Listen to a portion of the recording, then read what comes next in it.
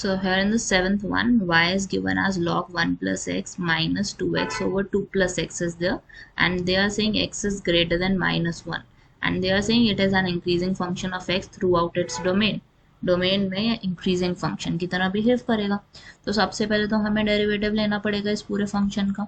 सो अगर स्टार्ट करें log 1 plus x से, तो हमारे पास वैल्यू क्या आ जाएगी, 1 plus x would be there, minus sign is there, then take the derivative of the second one.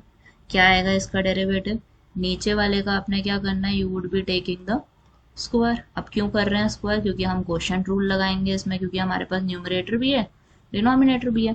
So 2 plus x का whole square, then 2 plus x as it is, और 2x का डेरिवेटिव इज 2 ओनली, माइनस का sign लगाओगे, then you would be putting 2x, और 2 plus x का derivative is 1 only. ठीक है, अब यहाँ पे हमारे पास वैल्यू क्या आ रही है, 1 ओवर 1 प्लस एक्स, माइनस का sign is there, then we have is 2 into 2 multiply हो जाएंगे, इट विल बी 4, x और 2 को मल्टीप्लाई करोगे 2x, and then last is 2x। Last में हमारे पास वैल्यू क्या आएगी, 2 प्लस एक्स का होल स्क्वायर, 2x से 2x गया हमारे पास फाइनली बचता क्या, 4 ओवर 2 प्लस एक्स का whole square. Now take the LCM here, LCM हमारा क्या बन जाएगा, 2 प्लस एक्स का whole square, 1 plus x is there, और पहले वाली टर्म को हम 2 प्लस एक्स का होल स्क्वायर से मल्टीप्लाई करेंगे, दूसरे वाले को 4 को किससे मल्टीप्लाई करोगे, 1 प्लस एक्स से। तो हमारे पास वैल्यू क्या आती है यहाँ पे, 2 प्लस एक्स का होल स्क्वायर खुलेगा तो it would be 4 plus x square plus 4x minus 4x is the, 4 से 4 हमारा गया, 4x से 4x हमारा गया, वैल्यू बचती है हमारे पास ऊपर एक्स स्क्वायर, 2 प्लस एक्स का whole square, 1 plus x is the. अब यहाँ पे जो वैल्यू हमारे सामने आई है ये हमारा dy/dx है।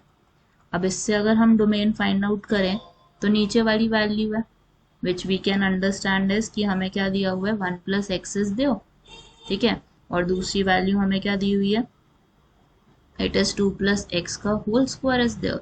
और इंक्रीजिंग फंक्शन की क्या होती है वैल्यू, कि it must be greater than 0। So 1 plus x is greater than 0, इसका मतलब क्या समझ आता है कि x इज ग्रेटर देन -1, और दूसरे वाले से हमें क्या समझ आता है, that X square is greater than और equal to 0 it can be. ठीक है, तो इससे समझ आता है कि हमारा जो dy/dx होगा it must be greater than 0, it must be greater than 0। और इससे समझ आता है कि if it is greater than 0, इसका मतलब क्या वैल्यू होनी चाहिए हमारी, that the whole term would be a increasing function throughout its domain, क्योंकि यहाँ पे हमने ये प्रूव कर दिया x is greater than -1। ठीक है, तो इससे ये प्रूव हो जाता है that it would be a increasing function for u।